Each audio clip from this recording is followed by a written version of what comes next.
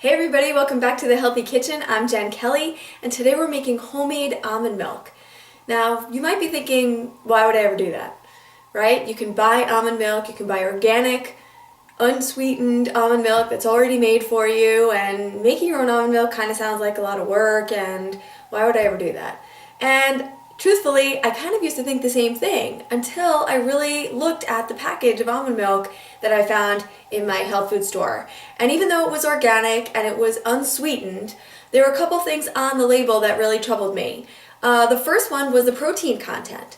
So almonds are a healthy source of protein. They're a good source of protein. There should be a sufficient amount of protein in my almond milk. For example, a cup of almonds, which we're going to use in this recipe today, has 20 grams of protein. And that would make about 32 ounces of almond milk, which is typically the package size that you buy. In that same package, per serving, there are 4 servings, so per 8-ounce serving, 1 gram of protein per serving. So where'd all the protein go? And the answer is that's what happens with processed foods, right? The nutrients get processed out. So the more you pound something, pulverize it, heat it, and process it, you lose a lot of the nutrients that really are the original reason why we're going for these foods. And so that's really my number one reason for making my own almond milk, is to preserve the protein, which is really the reason why I want almond milk in the first place. The second reason, though, is the long list of ingredients on my almond milk. I'm making almond milk today with pretty much 2 ingredients, almonds and water. And then we're going to add optional sweeteners, but for an unsweetened almond milk, there really shouldn't be that many ingredients. Most troubling on that list of ingredients to me is carrageenan. This is a known inflammatory gut irritant, and it causes problems that we can't see and we can't feel immediately, but they are sort of the underlying root cause. That inflammation is a root cause of so many health concerns that we have today, and carrageenan is implicated in that gut irritation. So I do want to cut that out of my diet as much as I can. 2 good reasons.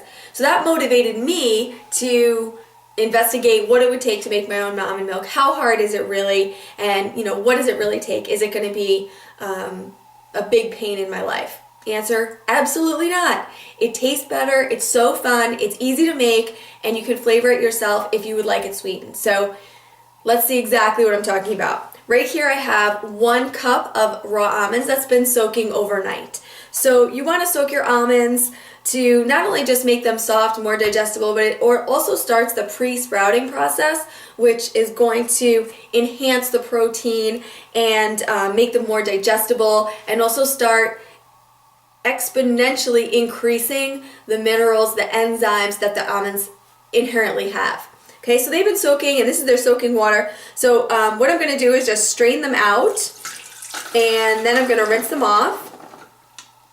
Okay, so I have my almonds right here, and I'm just going to rinse them off in some clean water. And then I'm going to add them to 4 cups of spring water. Spring water is ideal. If you don't have spring water, then go with some filtered water for sure. So what I'm going to do is just 4 cups of water, 1 cup of almonds, soaked almonds, and I'm going to blend them until they're milk. This doesn't take long at all, so any blender, just blend on high.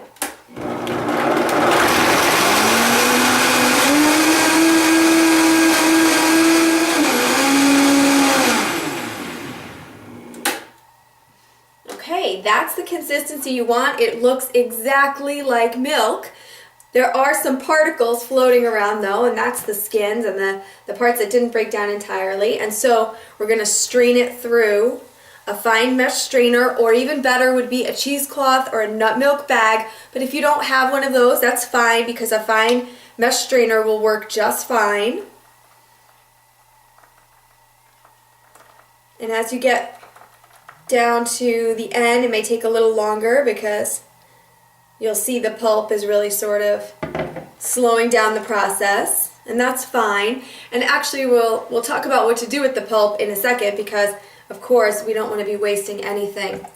So here you have your delicious, perfect, pure and clean and silky almond milk. and put it into a glass just so you can see what it looks like. Now if you wanted to sweeten this, it would be pretty easy and pretty healthy to do it with a couple of options that I'm going to show you right now. I can take a vanilla bean, and these are cropping up all over the place. I'm seeing them in regular conventional supermarket, Trader Joe's. I'm seeing them all over now. So it's not like you have to go to Whole Foods Market to get them anymore. But vanilla bean, you're going to slice it open and just scrape out the insides and add that to your blend as you're blending up. Or you can add 4 pitted dates. That would be the perfect sweetness for this recipe. 4 pitted dates. And you can just throw them right in and toss them around and blend them around, and then you'll have a sweetened almond milk.